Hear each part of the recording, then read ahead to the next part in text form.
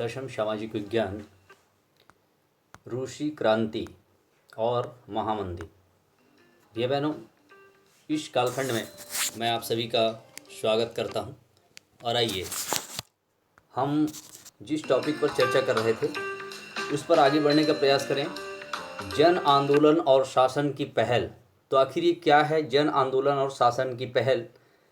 तो प्यारे भैया बहनों, आप सभी का अभिनंदन करते हुए मैं आपको ले चल रहा हूँ पृष्ठ क्रमांक 110 निकालिएगा।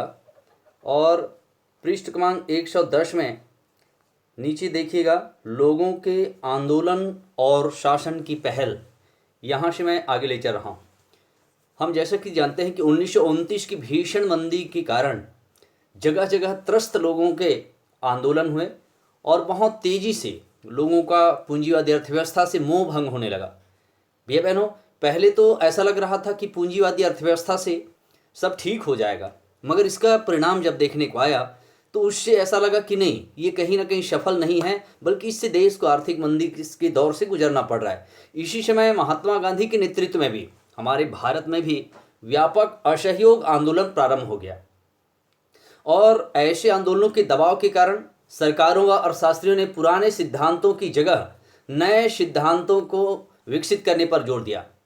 पहले यह माना जाता था कि सरकारों को अर्थव्यवस्था में दखल नहीं देना चाहिए और उसे नियंत्रण जो है वो बाजार पर छोड़ देना चाहिए। मगर अब ये समझ में आने लगा कि नहीं, इसमें सरकार को हस्तक्षेप करना चाहिए। अपने देश के उद्योग कृषि को बढ़ावा देने के लिए रक्षा में विदेशों से आयात के रक्षा के मामले में विदेशी आयात निर्यात के मामले में कहीं ना कहीं सरकार को इसमें प्रयास करना चाहिए।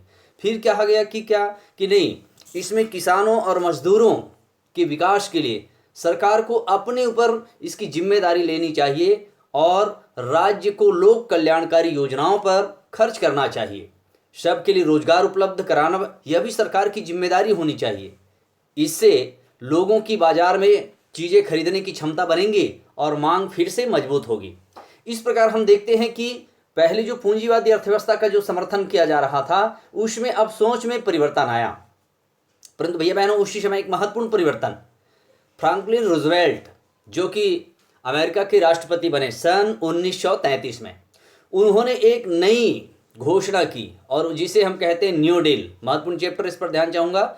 न्यू डील की घोषणा की, जिसमें उसने क्या कहा कि आर्थिक मंदी के ग्रसित लोगों को राहत, वित्तीय संस्थाओं में सुधार तथा शासकीय निर्माण कार्य द्वारा आर्थिक स्थिति को सुधारने का वचन दिया गया। इसका वास्तविक जो असर है वह द्वितीय विश्व युद्ध प्रारंभ होने के साथ 1939 के बाद सामने आया। सरकार पर युद्ध के हथियार बनाने तथा सेना की जिम्मेदारी आई और इससे कल कारखानों में उत्पादन बढ़ा, कृषि सामग्रियों की मांग बढ़ने लगी। इस दौरान अमेरिका में सामाजिक सुरक्षा योजना लागू की गई, जिसके अंतर्गत सभी सेवानिवृत्त वृद्धों के लिए पेंशन योजना बनाई गई, बेरोजगारों के लिए रोजगार की व्यवस्था की गई, बीमा की व्यवस्था बनाई गई। फिर कहा गया जो विकलांग है, जो शारीरिक मानसिक किसी भी रूप से विकलांग है और ज़रूरतमंद जो बच्चे हैं उनके लिए, जिनके माता पिता नहीं हैं, उनके लिए कल्याणकारी योजनाएं बनाई गई। भैया बहनों, असल में मंदी के दौर में से उसके पहले भी अगर देखें तो जर्मनी और ब्रिटेन ने भी इस दिशा में कदम उठाया। उन्होंने ये, जितनी मैं बात न्यू डील में कह रहा हूँ, उसके लिए उन्होंने भी पहल किया। किसने? जर्मनी और ब्रिटेन ने। दूसरे विश्व युद्ध के बाद अमेरिका ने दूसरी सामाजिक सुरक्षा योजनाओं जैसे बीमार लोगों के लिए स्वास्थ्य संबंधी और शिशु सुरक्षा संबंधी योजनाएं भी बनाई गई। यह राज्य, क्षमा चाहूँगा, अमेरिका के जो राष्ट्रपति, जिसका मैं नाम ले रहा हूँ, फ्रैंकलिन रूजवेल्ट, उन्होंने न्यू डील में इस व्यवस्था को सक्रिय रूप से सामने लाने का प्रयास किया। मगर भैया बहनों, इसमें निश्चित रूप से एक लोक कल्याणकारी राज्य का स्वप्न देखने को मिलता है, जिससे राज्य सभी नागरिकों को एक अच्छे जीवन का आश्वासन दे, साथ ही साथ उनके मौलिक जो आवश्यकताएं हैं जैसे रोटी, कपड़ा और मकान, ये मूलभूत आवश्यकताएं भैया बहनों, तो अन्न, आवास, स्वास्थ्य, बच्चों और वृद्धों के लिए उनकी उचित सुरक्षा की व्यवस्था, उनकी देखभाल, शिक्षा, इन सब का ख्याल रखे। कौन? सरकार। मतलब ये जिम्मेदारी सरकार के ऊपर होनी चाहिए।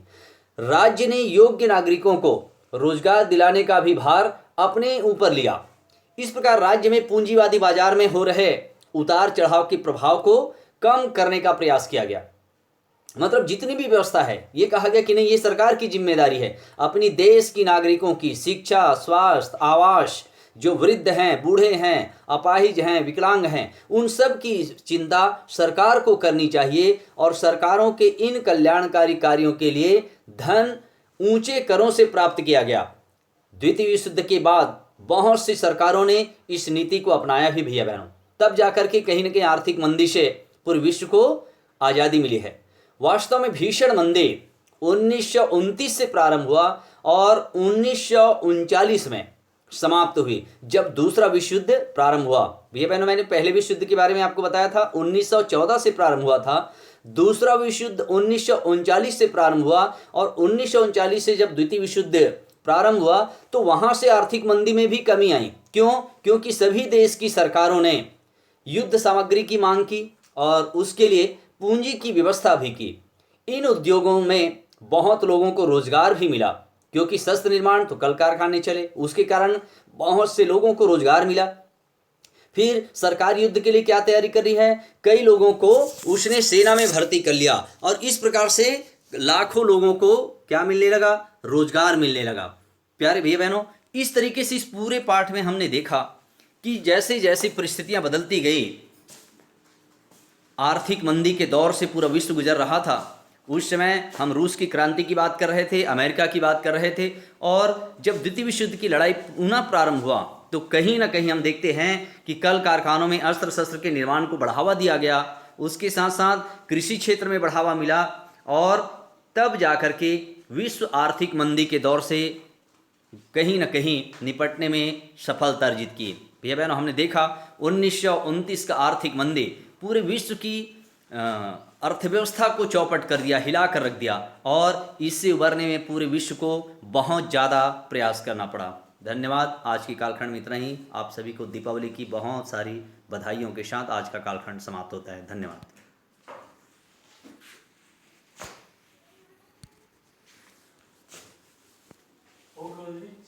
हैं? सर ये पार्ट खत्म हो गया भाई, ये आखिरी टॉपिक बचे इसे का।